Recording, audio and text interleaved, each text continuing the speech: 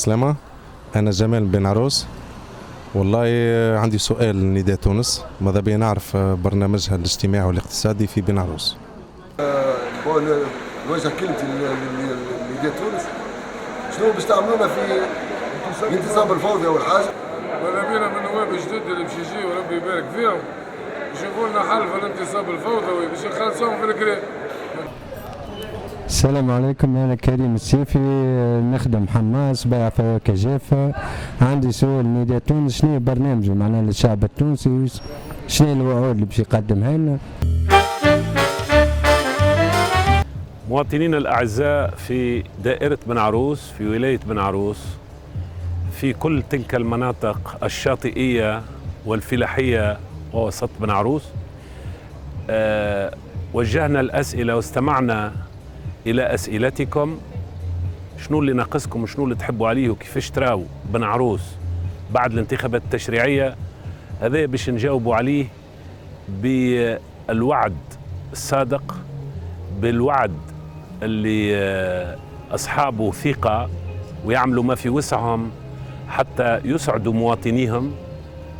نحن نعرفوا حجم المشاكل والتراكم اللي خلفته 3 سنين هذه والسابق، من مشاكل المياه، مياه الشرب ومياه السقي، إلى مشاكل البيئة وتراكم الفضلات والبنية التحتية اللي ما هيش قاعدة تعاد وما هيش قاعدة تساعد الناس على حياة مريحة. نعرفوا مشكلة التشغيل والبطالة اللي في أوساط شبابنا المثقف وغير المثقف. نعرفوا الأوضاع الصحية والصعوبات التي يعانيها المواطن في بن عروس.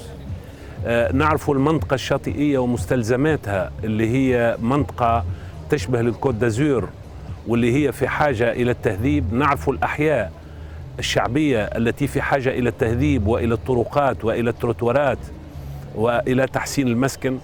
نحن أكثر شيء ممكن نوعدكم به أن سنجيب على هذه الأسئلة فعليا، وليس بشكل الوعود الكاذبة، وليس بوعدكم بأنه باش نحلوا المشاكل الكل في العام الأول ولا في العام الثاني، لكن وقت تعطيونا ثقتكم القائمتنا في بن عروس الرقم 43 للنخلة اللي معروفة كونها النخلة العالية، النخلة اللي يضربوها بالأحجار تهبط الدقلة ما تردش الفعل، هذيك هي سماحة قائمتنا، هذيك سماحة نداء تونس.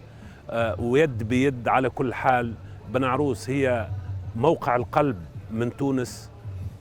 كل أعضاء هذا الجسم اللي فيه ولاياتنا وفيه دوائرنا الانتخابية إن شاء الله يد بيد نجيب على الاستحقاقات، نجيب على المستلزمات، نجيب على الأسئلة بما يسعد الناس وفي حدود الطاقة بدون كذب ولا تمويه ولا وعود زايفة. كما كلام الليل مدهون بالزبدة، كلام الحملة أيضا يلزم يكون وعد صادق، يلزم يكون عهد، يلزم يكون ثقة، يلزم يكون ثقة متبادلة بين الناخب وبين القائمات التي تترشح. هذه رؤيتنا، هذا منهجنا، هذه توجهاتنا، وإن شاء الله يد بيد نبقاو ملحومين ونعرفوكم بعد الحملة أكثر برشا مرات مما قبل الحملة، لأن باش نرجعوا لكم ونبقاو نسألوا على مشاكلكم، على أوجاعكم، على النواقص اللي تعيشوها، وسنجاهد في سبيل تحقيق كل ما تستحقونه إن شاء الله.